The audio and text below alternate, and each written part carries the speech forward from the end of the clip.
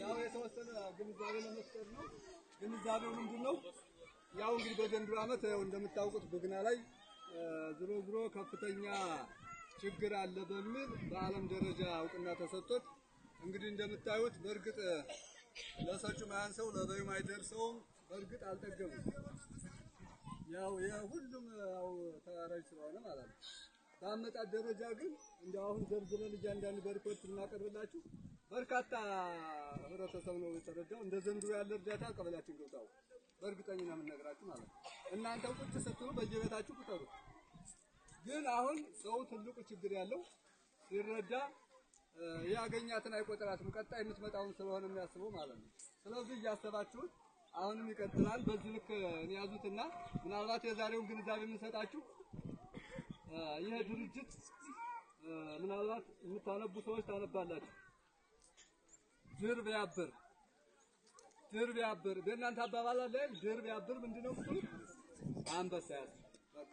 ይሄ ማለት እንግዲህ አንዲት ክር ብቻዋን ከሆነ ትበጠሳለች፣ ከተሰባሰበ ግን አንበሳ ያስራል ማለት ነው።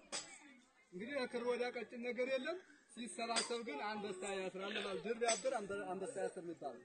ይሄ ድርጅት የተሰየመው በዚህ ድር ቢያብር ድርጅት ተብሎ የተሰየመው በውጭ ያሉ አሜሪካን ሀገር ያሉ የኛ ኢትዮጵያውያን ናቸው። ይሄንን ለቡግና ወረዳ ችግረኛ ነው ተብሎ ይሄን ያቀረቡልን ነው ማለት ነው።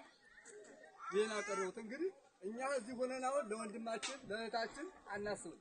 ደፋ ብሎ ቢያድር አሁን አንዱ እየበላ እየጠጣ ምንም አይመስለውም። እነሱ ግን አሜሪካን ሆነው ስለ ሀገራቸው አስበው ካላቸው አውጣቸው ከደሞዛቸው ከተለያየ ገቢያቸው አውጣቸው ነው ለዚህ ያበቁት። ስለዚህ ይሄን ድርጅት በጣም ከፍተኛ ምስጋና እንድታመሰግኑ ነው የሚፈልገው። ምክንያቱም ከሩቅ ሆነው ብቻ ሀገር ተወላጅ በመሆናቸው ካልሆነ በስተቀር አንተዋወቅም በመልክ። ስለዚህ እነሱ ይሄን አስበው ለቡግና ወረዳ እንግዲህ በተለያየ ቀበሌዎች አሉ። ለኛ ቀበሌ 195 ኩንታል ነው ይሄን ያመጡልን ነው። አሁን የወጣው ኩንታል ይሄን ነው ማለት ነው።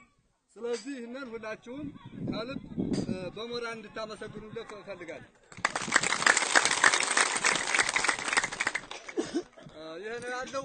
ምናልባት ጋሽ